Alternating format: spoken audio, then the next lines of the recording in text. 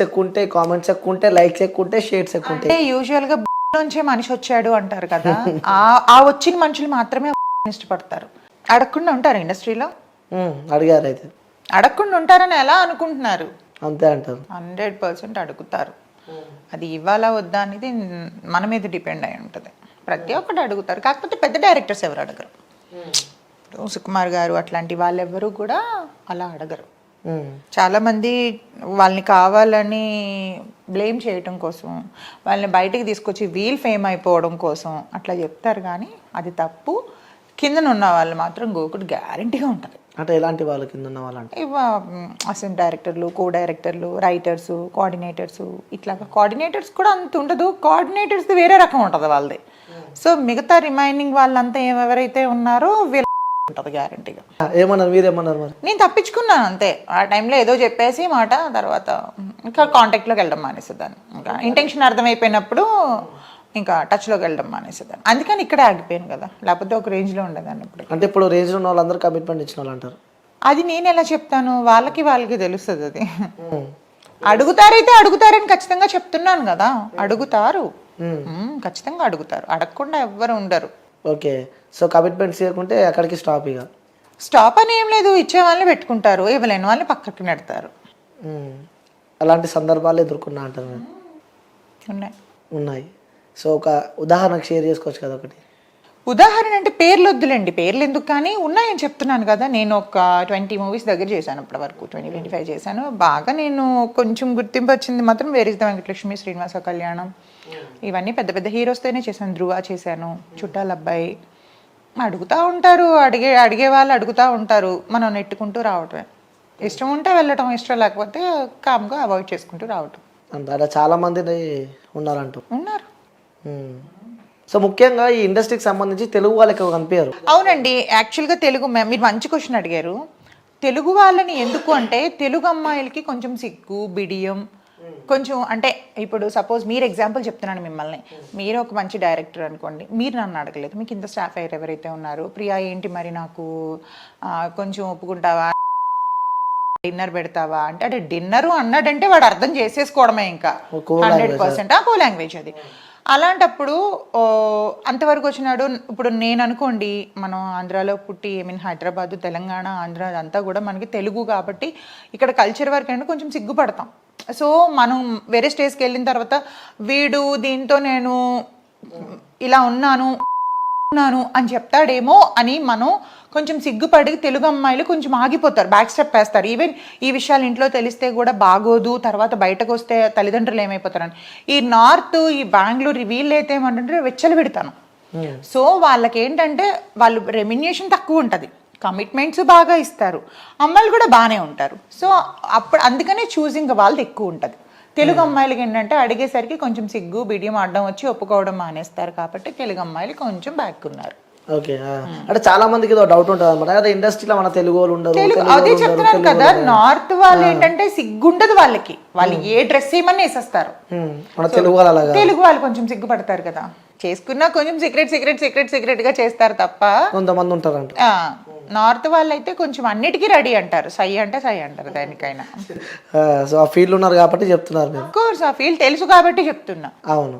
So ఇంకోటి, ఒక అమ్మాయి ఇండస్ట్రీ వైపు రావాలన్నా కూడా చాలా స్ట్రగుల్స్ ఉంటాయండి. యూజువల్గా అమ్మాయిలు 80% అమ్మాయిలు లైఫ్ ఫెయిల్ అయిన వాళ్ళు మాత్రమే ఇండస్ట్రీకి వస్తారు. ఓకే, ఎందుకలా అంటే ఒకటి చూసింగ్ ఈజీ జాబ్, యాక్టింగ్ అనేది ఈజీ జాబ్. అది ఇంకొకటి ఏంటంటే మంచి మనకి బ్యాక్గ్రౌండ్ సపోర్ట్ ఉన్నదంటే ఒక స్టేజ్కి వెళ్ళొచ్చు. స్టేజ్కి వెళ్ళాలంటే కొంతమంది డబ్బులు సంపాదించుకోవడానికి ఇండస్ట్రీకి వస్తారు, కొంతమంది ఖాళీ ఫేమ్ కోసం వస్తారు. అంటే వాళ్ళని 10 మంది రిజిస్టర్ చేయాలి, 10 మందిలోకి ఒక గుంపులోకి వెళ్తానని గుర్తుపట్టాలి, అట్లా చేస్తారు కొంతమంది. కానీ ఇప్పుడు సోషల్ మీడియా వచ్చిన తర్వాత అందరికందరూ హీరోయిన్లు, అందరికందరూ హీరోలు అయిపోయారు. రీల్స్ చేసి ఒక 100K 200K దాటితే కథ. Yes, of course. So Instagram అంటే ఈ యాక్టింగ్ని మెయింటైన్ చేస్తున్నారు, అలాగే ఇట్లా మోడల్ అని చెప్పారు. ఇన్స్టాగ్రామ్లో కూడా బీభత్సంగా ఫాలోయింగ్, రీల్ పెడితే ఆ 2 మిలియన్ 3 మిలియన్ దాకా పోతుంది వ్యూస్. అయ్యో, మీరే రీల్ చూసాను నేను, మీరు ఇన్స్టా ఓపెన్ చేసి చూసాను నేను. ఏంటి ఆ రహస్యం ఏంటి మాది? అట్లా ఏం లేదండి, నాకు అవన్నీ ఆర్గానిక్ ఫాలోవర్స్, ఒక్క పెయిడ్ ఫాలోవర్ లేరు అందులో. ఓకే. నేను ఆల్మోస్ట్ మధ్యలో కొంచెం పర్సనల్ వర్క్ ఉండి ఒక 2-3 మంత్స్ మానేసా, రీల్స్ పోస్ట్లు ఏమి చేయలేదు, యాక్టివే లేదు అసలు ఇన్స్టాగ్రామ్లో. అప్పుడు మహా అంటే ఒక 2-3K తగ్గారు, మళ్ళీ అగైన్ ఒక 10K పెరిగారు. సో నేను డైలీ యాక్టివేషన్లో ఉంటే పెరుగుతారు, అవన్నీ organic followers. Okay. So promotions నుంచి ఎంత సంపాదిస్తుండవచ్చు? సో ఇన్స్టా ఇన్ఫ్లుయెన్సర్ అంటే ఫస్ట్ క్వశ్చన్ అది గుర్తుకొస్తుంది. ప్రమోషన్స్ బాగానే వస్తున్నాయి, దేవుడి దయ వల్ల, మీ దయ వల్ల బాగానే. ఒక పేమెంట్ ఒకటి 20,000 18,000. అండ్ ఇవేంటంటే నాకు సర్వీసెస్ ఫ్రీ. ఇప్పుడు నేను ఎక్కడికైనా ఒక సెలూన్కి వెళ్తాను, సెలూన్కి వెళ్ళినప్పుడు మినిమం 5 to 8K ఈజీగా అవుతుంది, హెయిర్ మనం నెయిల్స్ అవన్నీ చేయించుకుంటే. నాకు ఒక వీడియోతో ఆ మనీ అంత సేవ్ అవుతుంది, ఒక 10,000 15,000 20,000 అట్లా అనమాట. ఇమ్మడి చేశాను నేను, ఇమ్మడి వాళ్ళు 15,000 వర్త్ ఆఫ్ జ్యువెలరీ ఇచ్చారు, అది నేను కొనుక్కుంటే నాకు మనీ అవుతుంది కదా. సో అట్లా కొలాబ్ చేస్తున్నాను, ఫోటోషూట్స్ ఉన్నాయి, ఫోటోషూట్స్కి కొలాబ్ చేస్తున్నాను. సో నాకు కొన్ని పేమెంట్స్ వేస్గా చేస్తున్నాను అనమాట. 20-15 మినిమం 15,000 అక్కడ నుంచి అబవ్ వస్తుంది అనమాట. స్టార్టింగ్ ఎంత తీసుకుంటారు ఒక promotion? Depends on 15,000 10,000 minimum 10. Minimum 10,000. Okay. అదెంత హార్డ్లీ ఒక 1.5 or 2 hours షూట్ ఉంటుంది అంతే. అంతే ఉంటుంది.